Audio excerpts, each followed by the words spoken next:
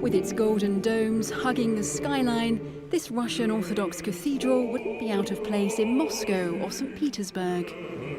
However, if you take a look at what's next to the cathedral, you soon see we're actually in Paris. The cathedral opened its doors just a few years ago, but cultural ties between Russia and France stretch back more than a century.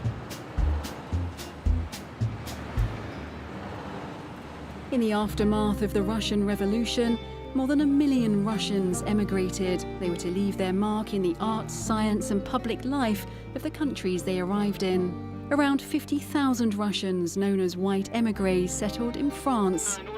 Amongst this first wave of emigration was novelist and poet Ivan Bunin, regarded as the literary heir to Tolstoy and Chekhov, and the first Russian to win the Nobel Prize for Literature. I'm very happy for myself and above all for Russian literature. Cafes like La Coupole here in Paris were at the heart of intellectual and artistic life in the 1920s and 30s. And it's here that Ivan Bunin would have come to write and to meet with other Russian émigrés.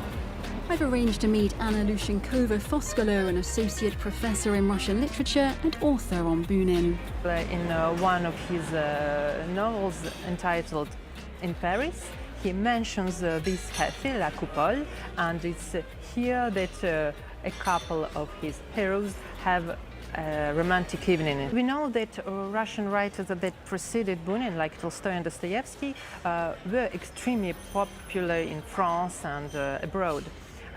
And with this prize, it was a sort of revival for the Russian literature and for its recognition abroad.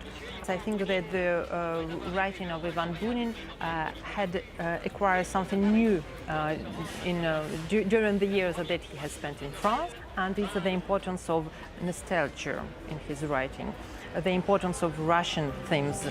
Another leading figure amongst the Russian exiles was Serge Diaghilev, who formed the legendary Ballet Russe, taking Paris and the rest of the world by storm. The astonishing technique of his dancers and his groundbreaking collaborations with artists like Picasso, Coco Chanel and Stravinsky continue their influence today.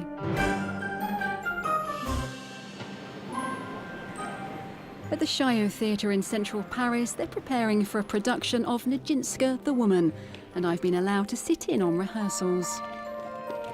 This contemporary dance production pays tribute to Nijinsky, a ballerina and choreographer with the Ballet Russe.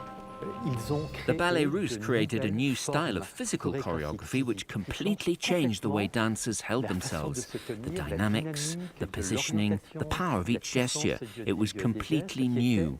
And it's something that's of huge interest to choreographers today. What's so striking about Serge Diaghilev is that he arrived with this incredibly famous dance company and created totally new and unprecedented performances that got audiences to see the world in a different way. Today's Russian artists are carrying on this proud heritage. It's great when people get to know Russian culture through modern-day dynamic examples and not just through the classics. It's wonderful.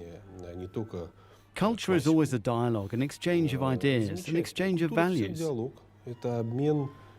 I see the aim of Rosso Trudničevstvo as being an institution for communication and facilitation.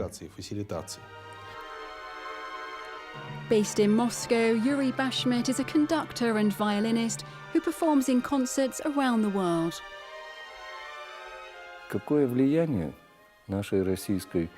What influence have Russian musicians and composers had? I think it's huge. What the West receives from Russia is an incredible young energy. After all, we are younger as a nation. We Russians offer our soul, and we encourage the rest of the world to do the same. 100 years on, Russian artists continue to bring the rich culture of their homeland to an international audience.